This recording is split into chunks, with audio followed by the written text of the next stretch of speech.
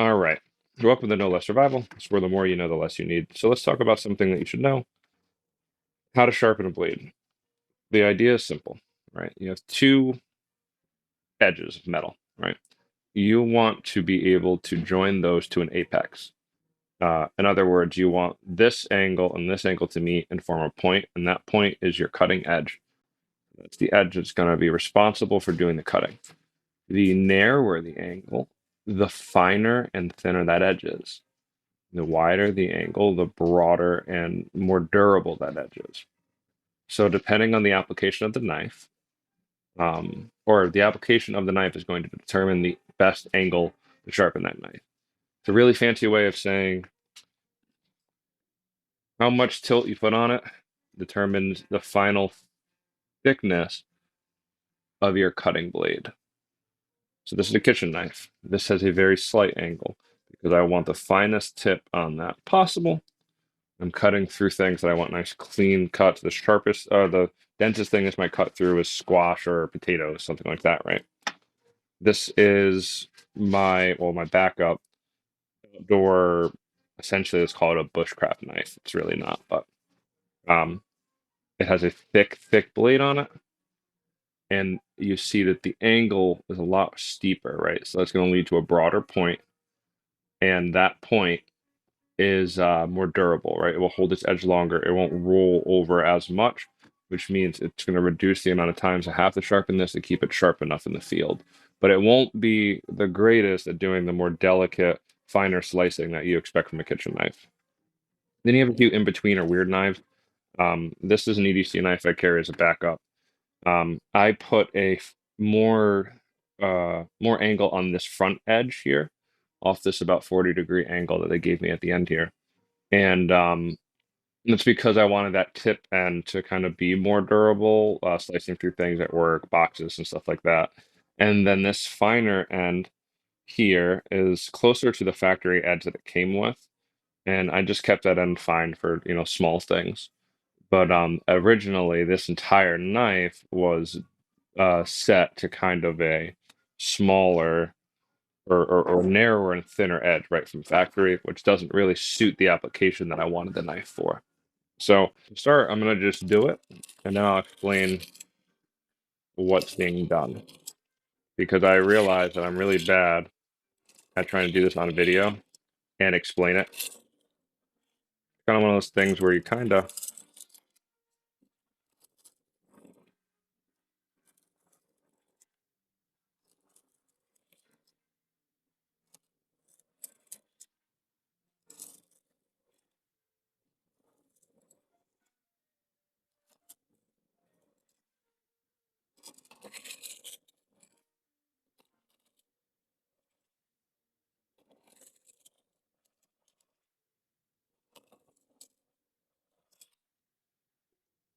All right, so that's basically it. All right, so we're going to explain a little bit about what's going on there. So this is a kitchen knife. You want a finer edge on it. Uh, a good point of reference is to place the blade down flat, lift it to its bevel, and then lift it till you feel it rock forward. That typically means that when you drag it off the stone, that's your angle. I don't know if you could see that on camera. I'm gonna lift it slightly, get over and drag. Boop. Okay. This is the angle that you're gonna want to try to maintain all the way through. It sounds like it'd be difficult. It's not difficult at all once you get some practice. This is a cheap kitchen knife I got at Goodwill. The blade was all chipped to shit. Now it's much better. And this is just running off, 10 passes roughly on the side. So in order to determine your angle, once you have it set, you're gonna lock your wrist into place too. So do you see how most of the turning is happening with the wrist, right? Once you have your angle set, you lock it into place. And even with a toddler trying to get on your chair, as long as you don't rotate your wrists and you just use your arms, you'll be able to maintain that angle pretty consistently. It's always harder on your, let me do it. Hi, Zion. So it's always harder on your offhand side, at least for me it is. And I kind of compensate for that by keeping my fingers nearest the blade. So once I get the job off and I find that edge, I keep that, and I'm much slower on this side. I always have been, except for when sharpening axes, but that's because our stone's meeting our blade, not the other way around. The result is still the same. Same angle on both sides of the blade, forming an apex. You get a slight burr there. Now, as I mentioned, this makes a great deburring tool. Just 2 passes, and you remove that burred edge, right? So this is what the clamps are for. When you're sharpening an axe, this is a splitting maul, but similar concept. It's the same thing.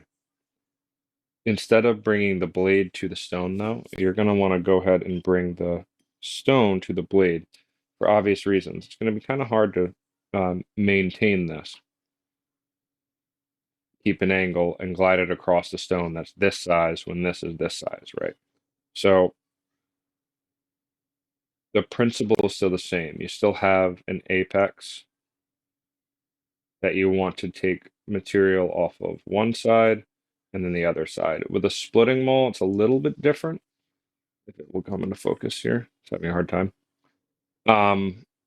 In that the blade angle is going to be way steeper than what you think it should be. Something in there.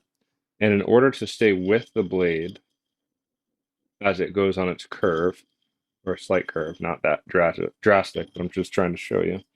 You're going to want to make sure that you're moving in circular motions or rolling off that edge. With a splitting axe, it's a little bit different because you're kind of come to a more defined point. But with a maul, you want to capitalize on the weight and focus that weight on the front edge. This guy's in pretty bad shape. In fact, he's probably going to go for like a rust bath. I'm going to put a new handle on, a couple of things like that. But yard sale finds, I figure this would be good enough to show you guys how this works.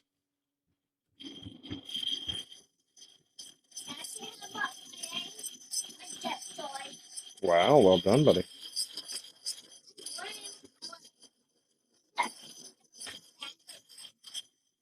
Mhm.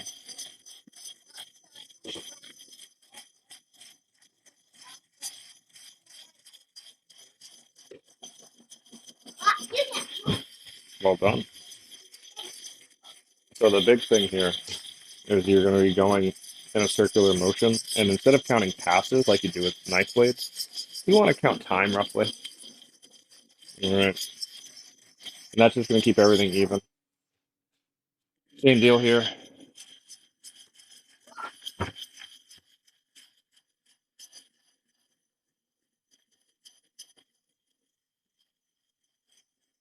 You can understand the motion.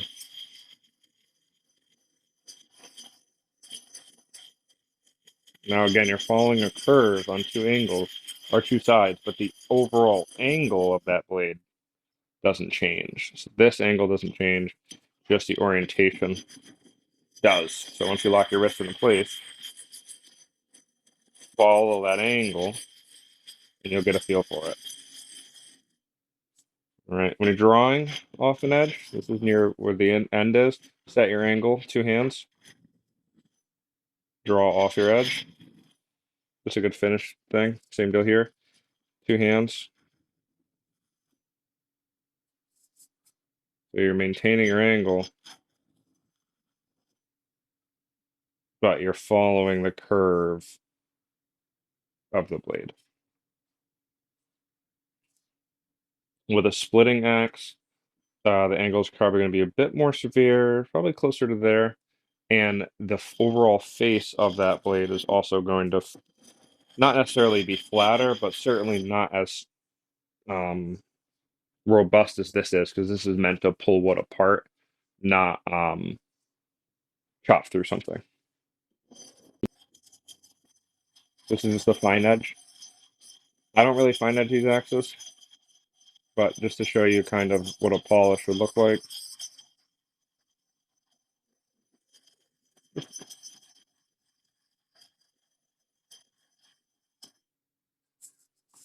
And that's it. Thank you for watching. Tune in for more.